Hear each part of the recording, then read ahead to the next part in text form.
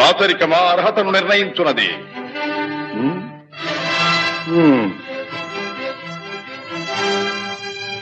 ఐరవ సామ్రాజ్యములో సస్యశ్యామలమై సంపద విరామమై వెలుగొందు అంగరాజ్యములకిప్పుడే ఈతని మూర్ధాభిషిక్తుని గావించుతున్నాను.